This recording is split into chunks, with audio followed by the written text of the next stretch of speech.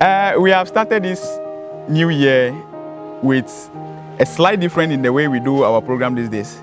I want us to look at something about Ghana. Looking at some researches that I have done, you realize that our forefathers, way back in ancient days within the era of our forefathers, there was nothing like democracy. We were not copying what the white people have been doing. I learned in my research that our forefathers has been led by kinship relations, like they rule them using kinship. That's the monarch system, and everything go on well. But my first question, before I go to any other further question, I want to ask that when exactly did this democracy thing, when did they introduce this democracy to distort our system? Thank you very much, and a good morning to all our viewers. This is an interesting question. The fact is that I, for one, have not researched to find out which day democracy was established. Okay. But I can say that it was established by the Greeks. And the main purpose of democracy is not about freedom of speech, as they have been saying. Anybody who is listening to me can bear witness if he's listening to me very carefully and assess what I'm going to say about democracy. You see, democracy was established to give opportunity to the Western world as against the third world countries who are so much rich, and the Western world is very poor. So they know that they are very poor. But they deliberately brought democracy so that it will give them access to everything that we, the third world country, have in our land. Okay.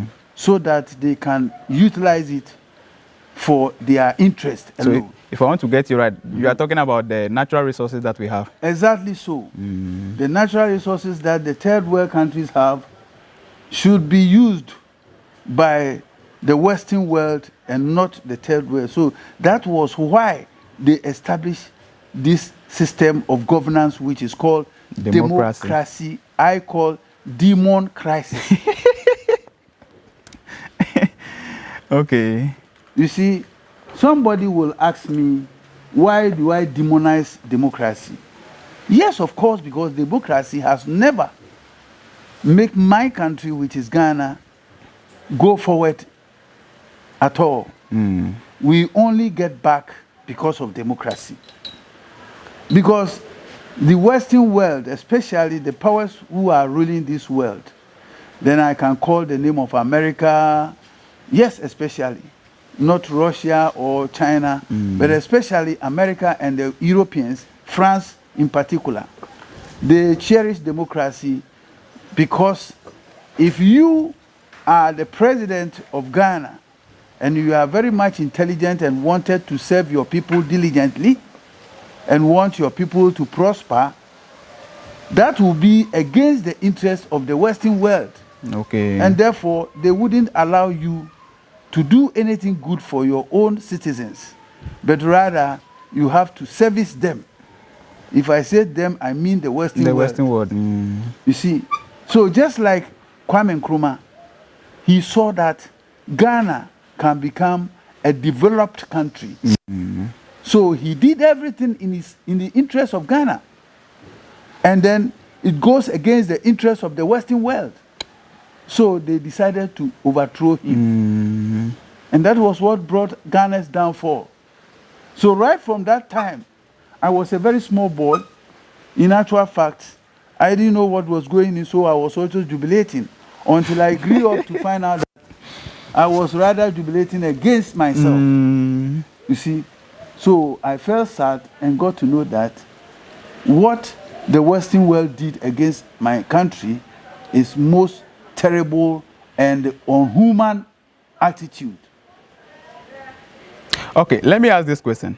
To you, are you seeing it in a way that democracy is causing harm to the development, is the one causing harm to the development of Ghana?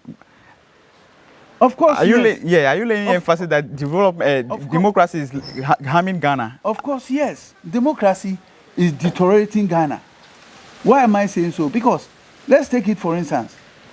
When Nkrumah was in power, he decided he saw truly that democracy would not help the growth of our nation. Let's see the countries that practice democracy. Apart from the Americans and the Europeans, let's go to the third world countries or maybe the second world countries that practice democracy. For instance, Ghana, my country, we have not progressed because of democracy.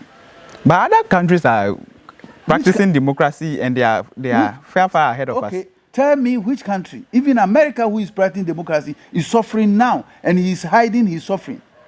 He's still receiving punishment because of democracy and he is hiding it due to propaganda. But when we are talking about development, we are looking at it as infrastructures, seeing infrastructures, roads, tall building and all those stuff. And looking at America practicing democracy, looking at how they are developed, and comparing it to Ghana, we can say democracy is good for them. America was not built the way you see it because of democracy. America was built on the hard blood of innocent slaves. You see, America was built on a system that is cheating, robbery. Yes, they robbed the people who worked America. The people who did America what it is were never paid. You see, so America rather robbed people's manpower to build America, not democracy. Not democracy. And when we talk about democracy, people only talk about infrastructure like roads and hospitals and things like that. Fine, they are good. But the factories that will make the economy work is the most important. You see, the manufacturing system is the growth of a nation. You see, not only the infrastructure. When you have roads and you don't produce anything, what will be your economy? When you have hospitals and you import everything, what will be your economy? You have schools that does not produce anything, what will be the economy? Economy is based on production. If you are producing, then your economy will be respected. Your economy will be good. But when you talk about roads, you can talk about hospitals, you talk about schools, and you are importing everything, you are not building economy. You see, the progress of every nation should be the product that it produces to the other world. You see, the product that he send as service to the how do you call it, to the world market, is what matters most to his economy, not the infrastructures alone. If the roads are there, you can't send the road to world market to gain dollars. If the hospitals are there, you rather turn out and you don't produce any medicine, you rather turn out to lose in the sense that you have to import. So wait, let's look at this. In which instance, give us an instance whereby you think democracy is the cause of our problem now. Yes, you see, like I've said in Nkrumah, okay, now, currently, let's look at just recently, not distance far a little. Let's go to Venezuela. Venezuela, Hugo Chavez saw what America wanted to do with his oil field. Then he said, no, I won't agree because the oil belongs to my own people. And my own people must enjoy it, not Americans. But Hugo Chavez was very clever. That is what I want Nana Akufo-Addo and others to emulate. When Hugo Chavez heard that and he came to the television to announce to the whole people that, people of my country, this is what America is saying. He wants your oil for himself, not for you. So what do we do? Then the people all rose and always go behind the president. So America couldn't take the oil. When he was killed by cancer, now his assistant, who is Maduro, took over and followed the same principle. He did not allow them to steal his oil. You see, this is what is going on.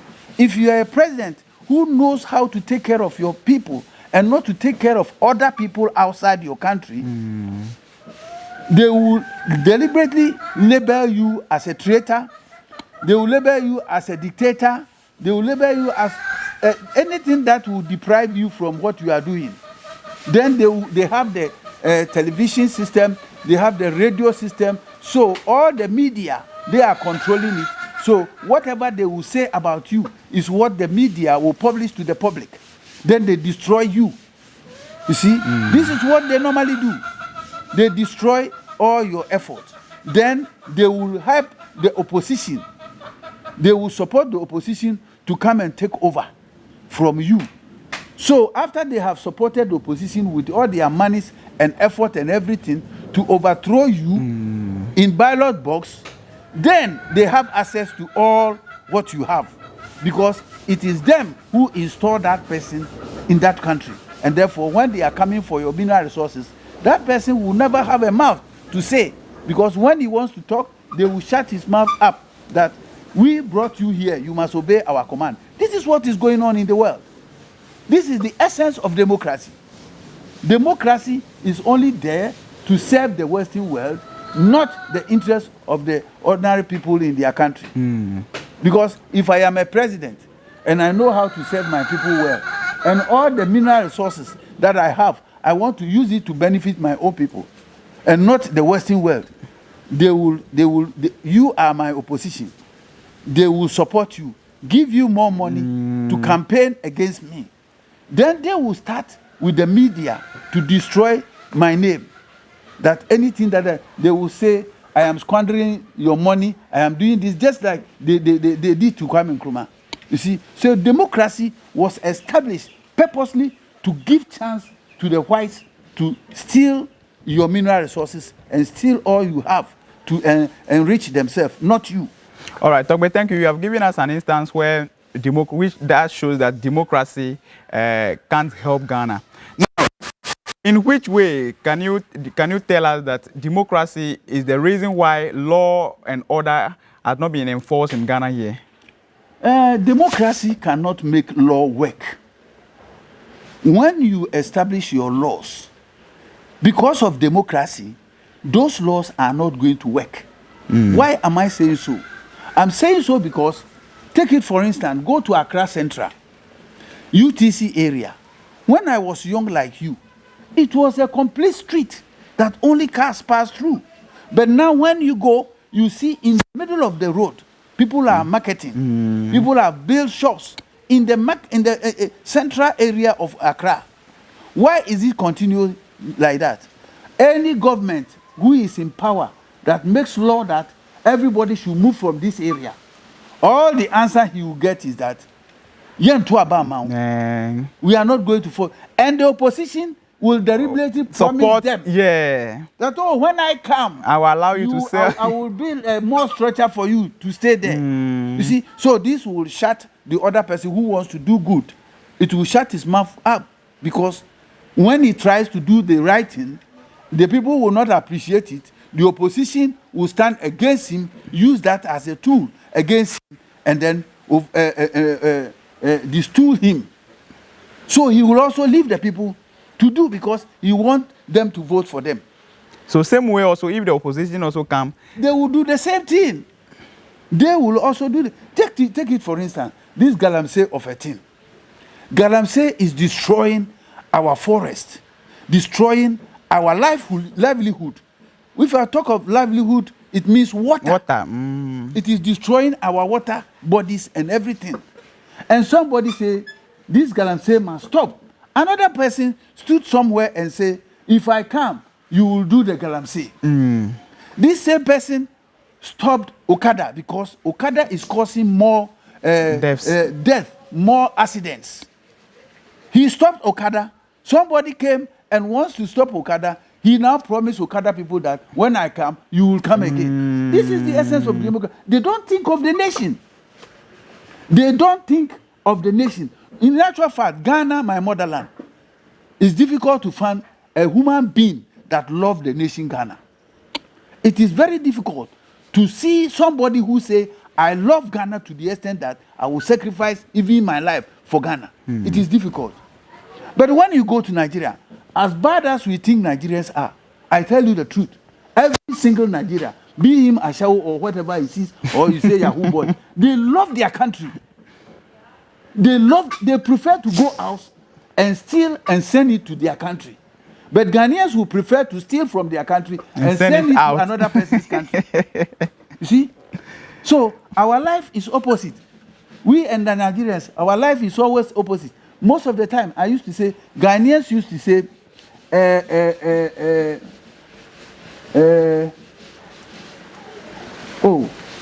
I've forgotten this word. There is an word that we used to say. We say,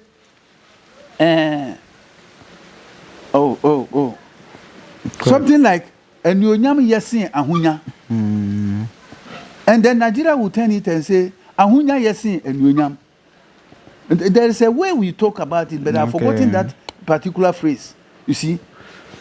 Oh my God, I've forgotten this. It will come soon. Yeah, so we and the Nigerians, we are opposite each other. You see? When Ghanaian will say, "Enungwasi enyama okanimba," then the Nigeria will prefer enungwasi and riches. You see, this is the way. Ghanaian will prefer to be eminent person without riches, but Nigeria will prefer to be a rich man with a disgrace. He doesn't care. Togbe, with this analogy, should we blame Ghanaians or the grassroots members of a country or like Ghana for not allowing democracy work, or should we blame the president? Because this instance that you've given us, that assuming people are selling on the streets, and the president stood up to say, "You people, there's a law, or I'm going to give out a law that will prevent you people from selling on that street." And the people also threatened the government that if you do that, we are not going to vote for you. Then we should now blame the people of Ghana for not allowing democracy work for us for development, rather not the president. To me, we should blame the president, because who are you, the president? The commander-in-chief of all the security agencies in Ghana. And therefore, you have the power in your hands to command, not to think of who is going to vote for you. Do the right thing. You see, Ghanaians are very, very, should I say, the intelligence of Ghanaians are very low. You see, so they don't see the importance of building a good nation. Yes, that is what I would say. Ghanaians don't know the importance of building a good nation. You see, when you are from a nation that is very built, good and nice, when you travel anywhere and everybody knows that you come from Ghana, he respects you because of how your country has been built. Just like a man came from South Africa some years back, and it was his first time to come to Accra. Then he was interviewed on the radio, and he said, "Is this Accra of Ghana?" Then they say, "Yes, you are in Accra." So I've been hearing Accra, Accra, Accra. So this is Accra. It's just like my village. Oh, he said it. And people who listen to that guy will know that I'm saying the truth. Oh. He said it because he has been hearing Ghana, Ghana, Ghana, and know that Ghana should be a heaven. But rather, when he came, Ghana, Accra, a city, the capital city, is just like his village in South Africa. You see? So this is what people will take you for. If you don't want to think about the nation Ghana, it means you don't want to think about yourself. And now we don't have people who think for Ghana, who think Ghana should be better. We have people who think they should be better themselves. That is why I say democracy can never help our nation Ghana. Let's take it for instance. Saudi Arabia is practicing monarch. And Saudi Arabia is stable for so many years. They are moving forward. United Emirates, they are practicing monarchy. And you see, they are from nowhere and they are building up. Go to UK. No, not UK. Dubai. Dubai is just recently, but because it's being ruled by monarchy, Dubai is climbing higher, and everybody wants to go to Dubai. Supposing it is democracy, Dubai will never reach where he is now. So democracy completely is a destroyer. So well, let me frame the question so that you follow well. Should we continue advising Ghanaians to change our lifestyle for us to shape democracy well, or you want to prescribe the olden days, the system of rule that our forefathers practiced in the olden days, as the monarch system? Like you see, the analogy or the comparison I'm making will tell you where I stand. You see, I've given you countries who practice democracy. I've given you the original definition of democracy. And now I am telling you the monarchies, those who are practicing monarchies, their standard. And from where they start and from where they have reached today. You see, so definitely you should know that I am for monarchy, not democracy. But when we begin to practice monarchy right now, in which way can monarchy right now help Ghana? Give us instances by which monarchy system of rule monarchy helps will us. help Ghana in the sense that already our kings were the only people who were taking care of the people. The kings, whom you call chief, I call them kings. They are not chiefs, they are kings. The white man want to belittle our monarchy and say they are chiefs. They are kings. You see, these people have been with the people. They know the people's need. They know the system already. So they will be the best people to be in parliament and to debate or call for the need of their people. They should be the best people in parliament. Not people who are from nowhere, struggle, fighting to go there and only steal. The chiefs, the kings of our country, they are the people who are leading already. The people know them. They also know the people. They know the needs of the people. And therefore, to me, it will be better for us to install kings. When some people say chiefs are not to play parliament, chiefs were rulers. What is the meaning of politics? Politics means to rule. And chiefs were rulers before you, the politicians, came. So now you want to tell them, you know ruling more than them. Why? They have been ruling for ancient time. For thousands of years, it was kings that rule nations. But you who come today, you are telling them you know how to rule more than them. No. My suggestion is we should clear the 275 parliaments because they are wasting our resources. They are wasting the taxpayers' money. They are robbing us. And every 4 years, they will receive pension pay and still be there and continue to receive that big pension pay. Whereas ordinary civil servant will go after 60 years to receive all pension pay for only once. This is completely robbery. It's completely robbery. So the nation of Ghana, the citizens, especially you, the youth, you have to wake up and fight against this nuisance that our nation Ghana is facing. We don't want democracy. Even if we will start, let the parliament be the chiefs only. We don't want anybody who is not the chief to go to parliament. And if the parliamentarians are chiefs, the sitting can be only 4 times in a month. Okay. Just to give them another chance to go and listen to their people and then come back to present their petitions to the governing bodies. You see?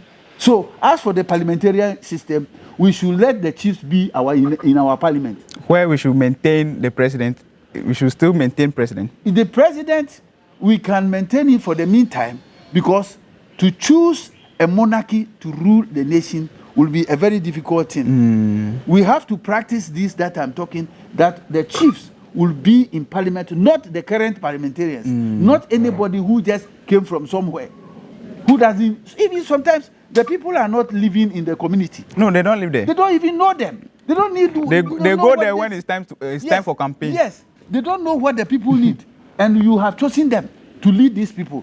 What does he know about the people? How can he know their needs? They are just fooling us, collecting money. So I want the chiefs to be in parliament rather than the parliamentarians. And also, when the chiefs are there, we should minimum the size of parliament so that the government will have enough money to do other things than wasting it like today he's wasting it. So me, I want you, the youth, to support me to fight against this kind of parliament we are in. Then fight against indemnity clause. Then fight against the ex gratia. We don't want 270 parliamentarians. In actual fact, anybody who is not a leader of a group, like a king, I'm talking about, can never be in our parliament. Okay. So let me give you some time to rest so that I take over. Ladies and gentlemen, the conversation is becoming hot. Yeah. We are talking about the development of Ghana.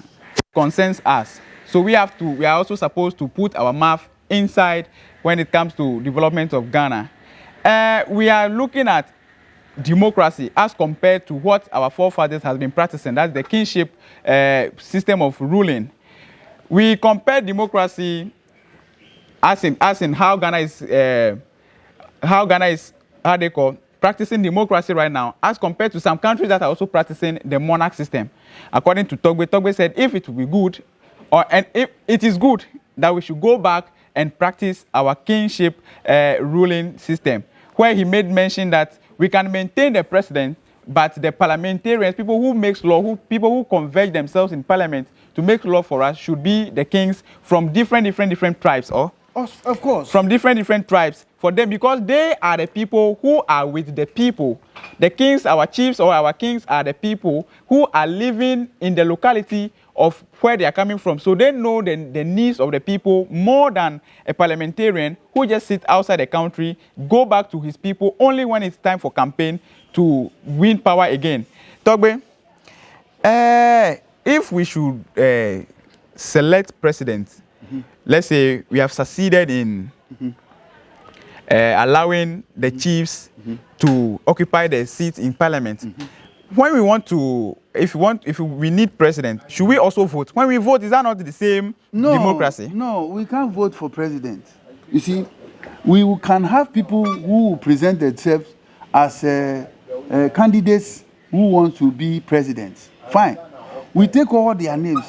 Then what I want us to do is we find 7 spiritualists who are very strong, who can be trusted. Then, individually, we send the name. If we have had, let's say, 5 people contesting for the presidency, there is no pilot. We just send their name to this man, search, do your consultation, let us know which of them is suitable. Okay. We take to the other one. So we give their names without letting the people even know who they are. Okay. We just present their names to the 7 people. Then whatever message the 7 people will bring out, we know it is this person. Okay. So there will be no balloting. There will be no ballot because we have the capacity to do that. And that will even save us money of using the ballot every now and then and paying people and wasting our resources for voting and things like that. We have the capacity to make a choice. Out of the 5 people, or 6 or 7 or 8 or 9 or 10, which one is the truthful servant of Ghana? Then this one will do his divination. This one, at least, if they are all good, I know it will come to 1 person or 2 people. So that if the 2 people come, we know this one is the first or this one is the second. Then we have made our choice. We finish. Leave them to go and serve the nation. And when they want to serve the nation, they will never swear by the Quran or the Bible. Not at all. Because they have been swearing with all these things, and still we can't see what they are doing. Because they don't have fear for all those things. Yeah. So after we have chosen them, they will go to these gurus, the 7 gurus, so that the 7 gurus will swear them into power. And the citation they will count for them, they will read for them, will be what they will also say. You see, if it were me, what I will tell you to say after me, I tell you, maybe it's either if you are truthful, you will accept it. But if you know you are not truthful, you say you no. abandon it immediately there. That is what we are looking for. You will say no. Togbe. Oh yes, because it's about time we become serious. We have been joking for so many years. We have been joking for so many centuries with Ghana. You see, that is why the nation is going back every day. Every second, Ghana is falling down. It's about time the people of Ghana, you share idea with me, we raise Ghana back.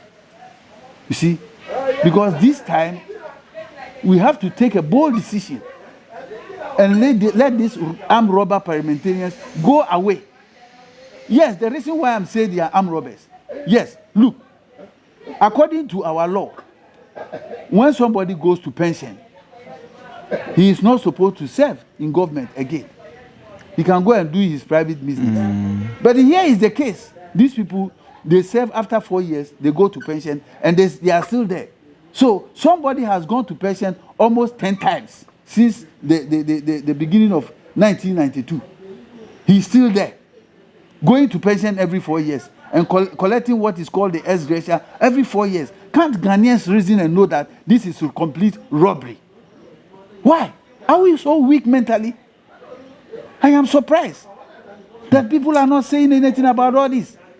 Then somebody make another law that indemnity clause that if I am doing evil, you can arrest me. Why? Why is it that somebody is doing evil against the people of Ghana and he cannot be arrested? Because this law covers all of the criminals. They don't want to repeal it. But we Ghanaians can force them to repeal it. Because if they are working for us, then it means we are the people paying them. And even paying them, do you know what they do?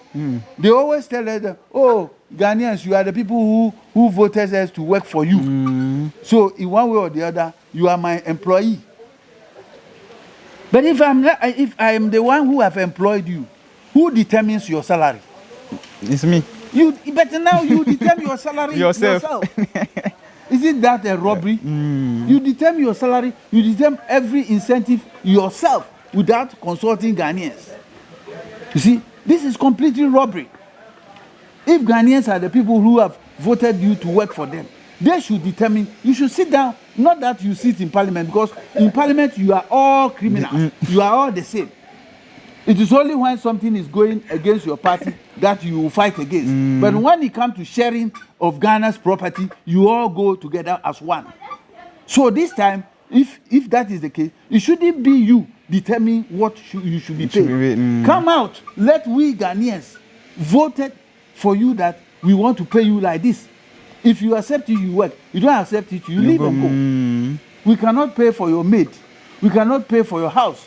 We cannot, because every civil servant that works pays for his own accommodation, his light bill, and his petrol, and everything that he uses. So why should it become? Because Ghana, we are always going for loan. And when we get the loan, let's sit down critically and check the 275 parliamentarians, their salaries, their incentives, their car, their housing allowance. Let's gather all this and see how much we lose, not in a year, every month. So if we go for a loan of 10 billion, within 2 years, the whole 10 billion goes for parliamentarians. You see? So what will be the benefit? We are just fooling ourselves. And those parliamentarians are not people who have good hearts. Because anybody who thinks of his own interest is more than a stupid idiot. Yes. Anybody who thinks of his own interest alone is nothing but a fool. You see? The person who thinks wisely is the one who thinks broadly the interest of all, which is Nkrumah. The interest of all, not him. You see, how many people, how many of you are like that? You only sit down there, take monies from the Western world, and then wanting to bring stupid laws that are against our tradition and customs. Some people in the parliament will even have the nerves to say, because you say you won't accept homosexual, that is why we are not getting loan. Oh, who is loan a title? It's only a coward, a stupid fool that always think about getting loan. I'm even thinking about this, that when the research I made that our people have been ruled by kings and all those stuffs.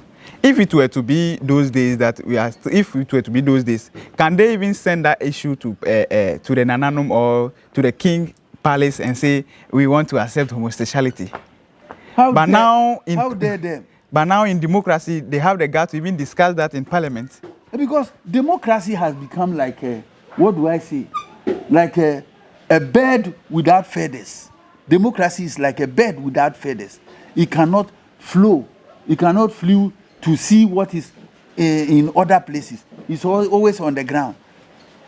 Democracy is like a bird without feathers. It's always on the ground. And when you are on the ground, you don't see far. This is democracy we are practicing. So let me ask you your final question. Yeah. You said we should about how we are about the election of the president, people who will be president, yes, before our kings being in parliament. Yes. After we have elected them, should they stay in power for forever, or they should have terms? As for the kings in parliament, they should be there permanently. The kings should be in parliament permanently.